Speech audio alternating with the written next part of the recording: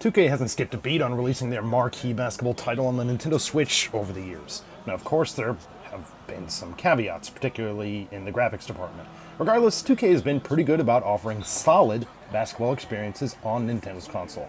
With NBA 2K24, there still are quite a few modes to play through, including the newly added Kobe Bryant-themed Mamba Moments. But there are some definite setbacks and a real feeling of a copy-paste kind of job here. Let's go ahead and get into it. Danny from the Famicast here. If you're new to the channel, be sure to subscribe and turn on those notifications. Sign off in the comments down below, and we may read it out in our bi-weekly show called the Famicast. Today, though, we're taking a look at NBA 2K24 on the Nintendo Switch in this review, and letting you know if this is something that it's worth spending your cold, hard cash on. As with last year, current generation platforms, PlayStation 5 and Xbox Series systems, are getting most of the attention for NBA 2K24. Now, while some of the modes and features are locked away to those platforms, like the City, MyNBA, Eras, the W, Crossplay, there still are a healthy amount of modes available on the Switch version of the game. Here you have MyCareer, My Team, Mamba Moments, Play Now, and then you also have My League. Now, just as with past games, you can also play as WNBA players, classic teams, and or current teams, all that type of stuff here too. The neighborhood aspect of the game is still here as well, serving as like an online hub to take on other players online, and also to take on various quests from NPCs and stuff like that. I'm not a huge fan of this aspect of the game myself, but it's there for those who are interested. Now, even without the new additions found on PS5 and the Xbox Series systems, there still is dozens of hours of content on offer here. The gameplay feels almost unchanged from last year. The shot meter seems mostly the same, and I think that's a good thing. I really liked that last year. It's definitely easier to make shots at least. Passing's great, and I think overall movement feels on point here. Defense is also responsive and pretty solid too. Again, changes here are minimal, but 2K24 does feel good to play on the Nintendo Switch. Following up on the awesome Jordan challenges from last year, Mamba Moments takes players through some of the greatest moments of the career of Kobe Bryant.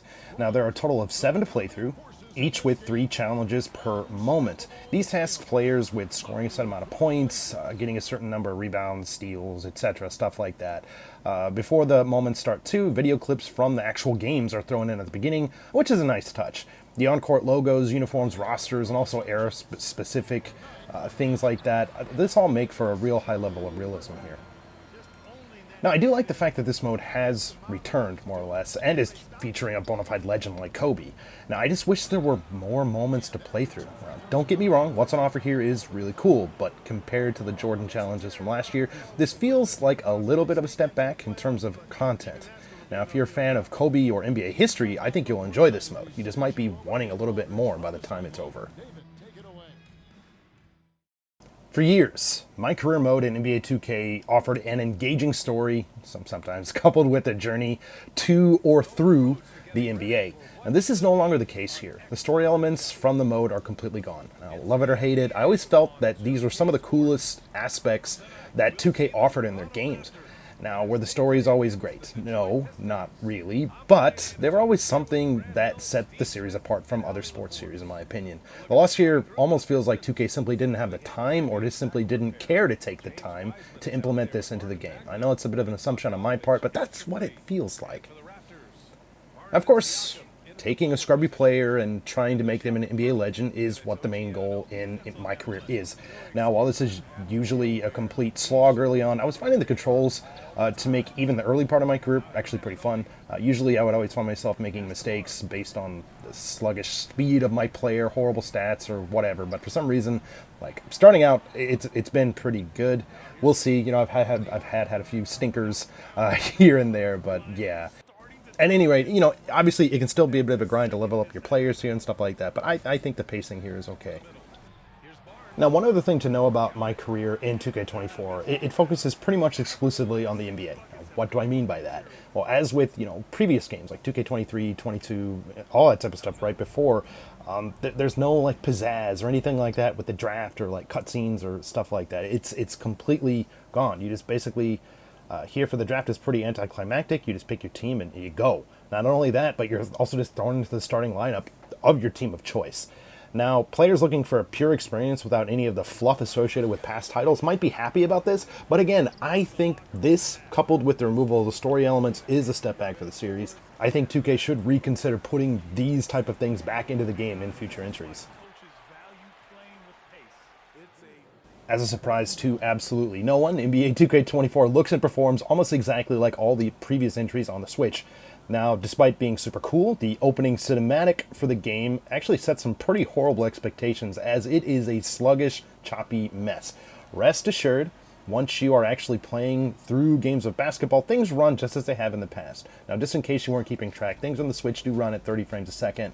And it's like that both on TV and in handheld. Things really don't skip a beat either in terms of performance when you compare those. Now, I did run into a few instances of choppiness while actually playing the game in MyCareer, basically when like certain stat graphics things popped under the screen. These were minimal and rarely had an effect on the gameplay. Yeah, and I mean, in terms of sound, I think, you know, what to expect here. Audio here's great, you know, spot-on commentary, crowd reactions, familiar, you know, basketball jingles, and a pretty robust soundtrack. It's all here. It is clear that the 2K team has gotten about everything that they can out of Nintendo's platform. Now, things here are fine, but I can understand fans wanting to play their handheld basketball simulation with a bit more visual flair. I mean, you do have some options, but if you want to play it on Nintendo, we're kind of in a bit of a waiting period on that. The only thing we could do right now, we'll just have to kind of wait and see what Nintendo will do over the next year or so when it comes to their inevitable successor to the Switch. NBA 2K24 is a solid game when it comes to gameplay and performance. Now, despite this, everything else in the package is just a bit underwhelming. The Mamba Moments are cool, but don't feel nearly as fleshed out as the Jordan challenges from last year. Not only this, but MyCareer's lack of story mode is also a huge step back for the series. If you're itching to play an NBA game on the Switch, I'd still recommend NBA 2K23 over this, as it feels like more of a complete game. 2K24 is a good option only for those looking to have the latest rosters and Mamba Moments. As always, thank you guys so much for checking out this video. If you like what you see, or if this was helpful in helping you avoid a purchase or make a purchase, yeah, feel free to drop this video a like. You know, if you're new to the channel, please consider subscribing. We have tons of podcast video reviews, looks at Japan exclusive games, events, sports stuff, all this and a whole lot more. Now, again, this is Danny from the Famicast. Thank you so much for watching, and we'll catch you later.